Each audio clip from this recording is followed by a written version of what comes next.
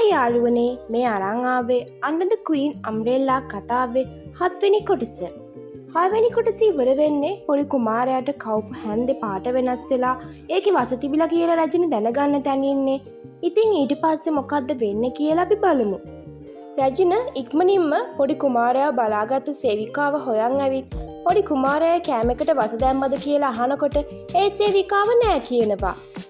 එතකොට තුඩකින් ඇන්නේ කවුද කියලා ඒක කරන්න කිව්වේ කවුද කියලා අහනකොට ඒ සේවිකාව කියනවා ඒ අය මගේ පවුල ඇපේට ගත්තා මං ඔයාට කීවත් මගේ පවුල මරාවි ඒ නිසා මාව මරන්න කියලා මං ඔයාගේ පවුල බේරගන්නම් මට කියන්න කීවත් ඒ සේවිකාව කියනවා ඔයාට එම කරන්න බෑ එයා ඔයාට වඩා ගොඩක් බලවත් කියලා ඒ වගේම ඒ සේවිකාව දිව හපාගෙන මැරෙනවා ඒක දැකලා රජිනත් රජිනගේ සේවිකාවත් කලබල වෙනවා.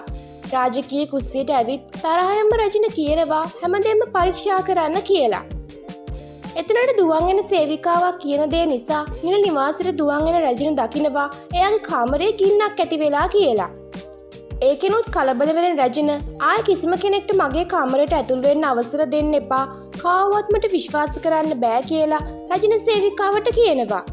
එතනට එන ඔටුන්නිමි කුමරිය ඉල්ලනවා ළමයින්ගේ ආරක්ෂාව වෙනුවෙන් මාලිගාවෙන් පිට වෙන්න අවසර දෙන්න කියලා. එළිය ආරක්ෂාවක් නෑ කියලා රජින කියනවා කුමාරියව එයාගේ කාමරයට එක්කන් යන්න කියලා. කුමරිය එතකොටම පිහියක් බෙල්ලට තියාගෙන මට යන්න දෙන්න කියලා කියනවා. කලබල වෙන රජින කියනවා ඔයා අම්මෙක් මං ඔයා නම් කුමාරයව ආරක්ෂා කරගන්න ඔය ධෛර්යය පාවිච්චි කරනවා කියලා. රජින එහෙම කියලා එතනින් ගියාම කුමරිය හයියෙන් අඬන්න ගන්නවා.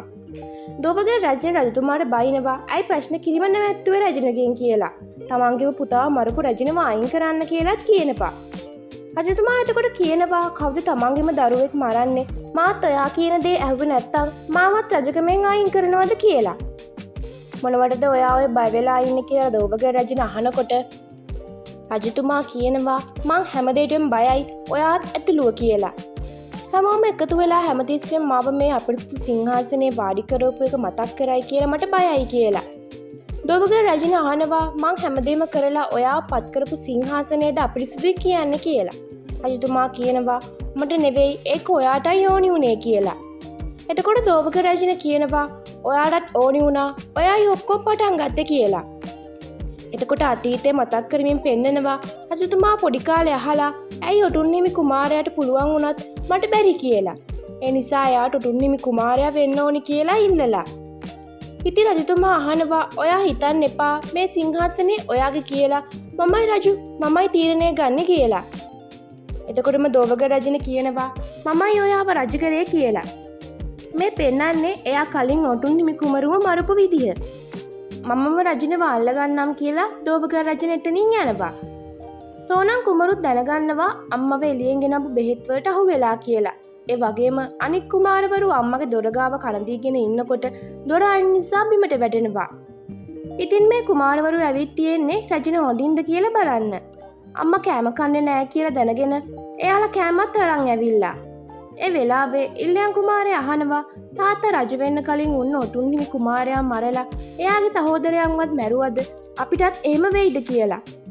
එහෙම නෑ මං කවදාවත් එහෙම වෙන්න දෙන්නේ නෑ කලබල වෙන්න එපා කියලා රජින කියනවා. ඉල්ලයන් කුමරු බය නැද්ද අම්මේ කියලා අහනකොට රජින කියනවා ඔයාලා දැක්කට පස්සේ මගේ බය නැති වුණා කියලා. සෝනම් කුමරු රජතුමා හම්බෙලා කියනවා මමයි බෙහෙත් ගෙනාවේ අම්මා නෙමෙයි ඒ නිසා බෙහෙත් වල වැරද්දක් තිබ්බේ නෑ කියලා මං ඔප්පු කරන්නම් කියලා. රජතුමා කියනවා ඔයාට ඒක කරන්න බැරි වුණොත් ඔයාට මැරෙන්න වෙයි කියලා. ඒ නිසා ඒක වැඩිහිටියන්ට බාර දීලා අයින් වෙන්න මා රජතුමා විදිහට නෙවෙයි තාත්තා විදිහටයි කියන්නේ කියලා. සෝනම් කුමාරයා කියනවා මට බෑ මගේම සහෝදරයා මරපු වර්ධිකාරයෙක් විදිහට ජීවත් වෙන්න. මට ඒ නිසා ඒ ගැන හොයන්න අවසර දෙන්න කියලා. ඒක අහලා ඔයාට විශ්වාසද කියලා අහන රජතුමා එහෙනම් සාක්ෂි හොයාගන්න බෙහෙත් වල වැරද්දක් නෑ කියලා ඔප්පු කරන්න ඒක නියෝගයක් කියලා කියනවා. රජින මෙතන දැනගන්නවා පොඩි කුමාරයාට තුඩකින් යන සේවිකාව මාලිගාවට ඇවිත් තියෙන්නේ දොවගේ රජිනගේ සේවිකාවක් විදිහට. පස්සේ සින්සු කුමරුගේ සේවිකාවක් වෙලා තමයි පොඩි කුමාරයාගේ සේවිකාවක් වෙලා තියෙන්නේ. එදා කාපු කෑමවල කිසිම විසක් තිබිලා නෑ කියලා දැනගන්නවා. මෙතන දෝවග රජනගේ සේවිකාවට ගහනවා ඇයි මට රජන හිටපු රජනව හම්බෙන්න යනවා කියලා වාර්තා කරේ නැත්ත කියලා.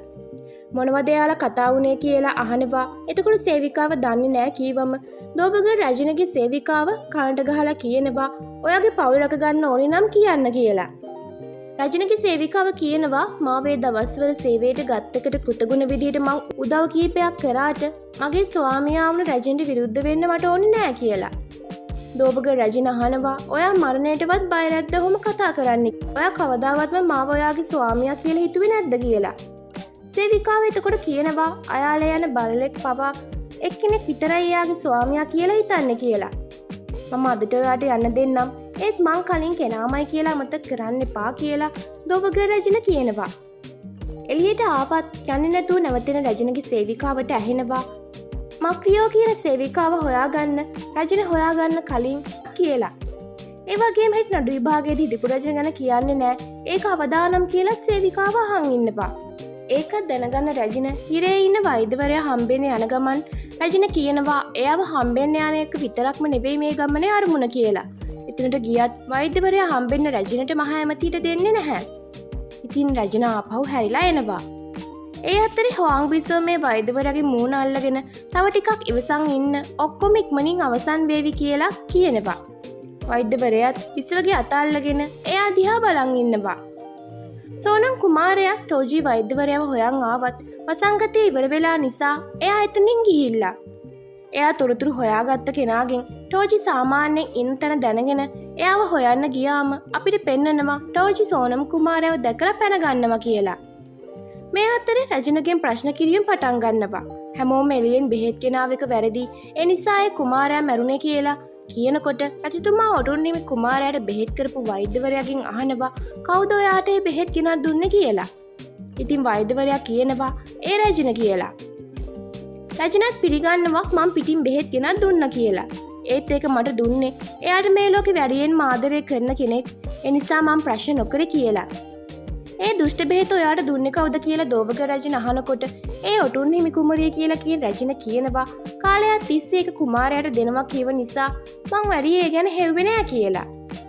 කුමරියගේ කාමරය පරීක්ෂා කරාම ඒ බෙහෙත් හොයාගන්නවා. ඒ මම නෙවෙයි කියලා කුමරිය රජනගෙන් අහනවා මම අහිංසකයි ඇයි මට එහෙම කරන්න කියලා.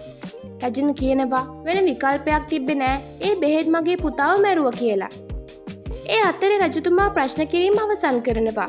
හුවාං කුමරියත් මහා ඇමතිත් දුක් වෙනවා රජනව අයින් කරන්න තිබුණ අවස්ථාව නැති වුණා කියලා. ඒත් එයාලා කතා වෙනවා රජන වගේම මහවුරුමක්කාරයත් වෙන පොඩි කුමරුව අයින් කරන්න මේක වෙලාව කියලා. පහුවදා රජතුමාට ඇමතිවරු බල කරනවා රජනට මේ ගැන වගකීම ගන්න කියලා පොඩි කුමාරයවත් උරුමක්කාර වීම නවත්තන්න කියලා. එහෙම නැත්තම් ඔටුන්නිමි කුමරියයි පොඩි කුමාරයවයි මරලා දාන්න රාජද්‍රෝහී වැඩ ආයේ නොවෙන්න කියලා. ඒක රජතුමාට තරහා ගිහින් අහනවා මහා ඇමති ඔයාට ඒ පොඩි දරුවාව මැරෙන එකත් ඒ තරම් අවශ්‍යද කියලා රජතුමා එතනින් යනවා. ඒ අතරේ දෝවගේ රජන හම්බෙන්න බලෙන්ම රජන යනවා. ගිහින් කියනවා මට උදව් කරන්න කියලා. ඒ වගේම එයා තර්ජනය කරන්න ගන්නවා හිටපු රජන හම්බුනාම එයා කිව්ව දේවල් කියලා. ඒත් එක්කම දෝවග රජනගේ කනට ගහනවා. ඉතින් රජන දෝවග රජන එක්ක වගේම මහා ඇමති එක්කත් කිවිසුමක් ඇති කරගන්න හදනවා ඔටුන්හිමි කුමරියයි පොඩි කුමාරයාවයි මරණයෙන් ගලව ගන්න. ඉතින් රජන යෝජනා කරනවා එයාලගේ තනතුරු වලින් අයින් කරලා සාමාන්‍ය මිනිස්සෙක් විදියට මාලිගාවෙන් එළියට යවනවා වගේම පොඩි කුමාරයාට උරුමකාරයෙක් වෙන්න බෑ කිව්වොත් එයාලා මරණයෙන් මුදවනවද කියලා. ඉතින් මහා ඇමති වගේම හුවාං බිසවත් මේ දේ ගැන කතා වෙනකොට මහා ඇමති කියනවා මාලිගාවේ එයාලා ඉන්නවට වඩා මාලිගාවේ එළියෙන් ඉන්නකොට එයාලා මරන්න ලේසි කියලා. රජතුමා අවසාන එකඟ වෙනවා කුමරිය වගේම කුමාරයා සාමාන්‍ය වැසියෙක් විදියට පහළට හෙල්ලලා මාලිගාවෙන් යවන්න. ඒ වගේම අර වෛද්‍යවරයාවත් සේවයෙන් පහ කරනවා. ඉතින් මේ පෙන්නන්නේ එයාලා වැරදිකාරයෝගේ ගැට ගහලා අරන් යන විදිය. හැමෝම කතා වෙන්නේ රජනයාගේ තනතුර වෙනුවෙන් කුමරියව පාවලා දුන්නා කියලා. එතනටනේ සෝනම් කුමාරයා කියනවා පොඩි කුමාරයා ගැට ගහපු ලණු ගලවලා ඔයා වැරද්දක් කරේ නෑ මං එනකන් ඉන්න කියලා. කුමරියවයි කුමරුවයි මේ විදියට ගමමැදින් මාලිගාවෙන් යවනවා. රජනත් එතනට හොරෙන් ඇවිත් ඉන්නවා. ඒත් ඒ යන මගදී කුමරියව පැහැර ගන්නවා එයාලා මරලා දාන්න. ඒත් මහඇමතිගේ මිනිස්සු වෙන්න කලින් වෙන කෙනෙක් තමයි කුමරිය පැහැරගෙන තියෙන්නේ. ඉතින් ඒ වෙන කවුරුවත් නෙමෙයි රැජිනමයි. එතකොට තමා අපිට රැජිනගේ සැලැස්ම කියන්නේ. කුමරියට කොහොමත් ඕනි වුණේ එයාගේ ළමයි ආරක්ෂා කරගන්න මාලිගාවෙන් එළියට යන්නනේ. ඒ නිසාම තමයි කුමරිය මෙහෙම මාලිගාවෙන් එළියට යවලා තියෙන්නේ. ආයෙ වෙලාව ආවාම ගෙන්න ගන්නම් කියලා. ඉතින් පොඩි කුමාරයව අල්ලගන්න රැජින කියනවා ඔයා ආයෙ කිසිම දෙයකට බය වෙන්න එපා සතුටින් ඉන්න කියලා. ඒ වගේම මේ දේවල් වෙන්න කලින් සෝනම් කුමාරයාත් ඇවිත් අම්මට බනිනවා. තනතුරු රැකගන්න මේ දේවල් කළා කියලා. ඒත් රැජින ඔව් මං ඒක කළේ ඔයාලව ආරක්ෂා කරන්න මා එක්ක එකතු වෙනවද කියලා අහනවා. සෝනම් කුමාරයා පුදුමයෙන් වගේ බලද්දි රැජින අහනවා ඔයා කැමතිද අයියාගේ තැන පුරවන්න අනාගත ඔටුන් හිමි කුමාරයා වෙන්න කියලා. එතනින් ඒ කතාබහ ඉවර වෙනකොට සෝනම් කුමරු අයියාගේ කාමරයට ඇවිල්ලා ඔව් අම්මේ මං හැමෝම වෙනුවෙන් හැම දෙයක්ම අවදානමට ලක් කරන්න කැමතියි කියලා සෝනම් කුමාරයා ඒ තීරණය ගන්නවා. ඒ අතරේ ඔටුන් හිමි කුමාරයාට බෙහෙත් කරපු වෛද්‍යවරයා ලියුමක් දීලා රැජිනට. එයා කියනවා රැජිනට මුහුණ දෙන්න බැරි නිසා මං යනවා. වදහිංසා මිදගන්න බැරිතන මං පාපොච්චාරණය කරා. ඒත් ඒ බෙහෙත්වල වැරැද්දක් තිබ්බේ නෑ. ඔබව ආරක්ෂා කිරීමට බැරි වුණ එකට සමාවෙන්න කියලා. එතකොට තමා අපිට පෙන්වන්නේ ඒ වෛද්‍යවරයා ගුරුතුමා තමයි ටෝජි කියන්නේ කියලා. රැජින කියනවා මේ වෛද්‍යවරයා ගැන විස්තර හොයන්න කියලා සේවිකාවට. සිංහාසනය දිහා බලන් ඉන්න රජතුමා හිතනවා රැජින කලින් කියපු දෙයක් ගැන. රැජින කියනවා මට මහකුමාරවරුන් විශ්වාසයි කරුණා කරලා අපේක්ෂකයා සාධාරණව තෝරන්න කියලා. ඉතින් පහුවදාම රජතුමා නිවේදනය කරනවා සුදුසා තෝරන්නේ දක්ෂතාවය මත උරුමය මත නෙවෙයි ඒ තේරීමේ ක්‍රියාවලිය වෙන්නේ මගේ අතින් කියලා. ඒකට මහඇමති වගේම අනික් අයත් අවුල් වෙනවා. දෝවගේ රැජිනව හම්බෙන්න එන බෝගුම් කුමාරයා දෝවගේ රැජින එයාගේ අම්මර දුන්න රජෙක් බිවීම ගැන තිබ්බ පොත ආපහු දෙනවා. කුමාරයාගෙන් අහනකොට ඔටුන් හිමි කුමාරයා වෙන්න උවමනාවක් නැද්ද කියලා. තාත්තා රජ වුණේ ඔයා වගේ අම්මෙක් හිටිය නිසා ඒ නිසා මටත් උදව් කරන්න පුළුවන්ද කියලා බෝගුම් කුමාරයා අහනකොට දෝවගේ රැජිනයකට කැමති වෙනවා.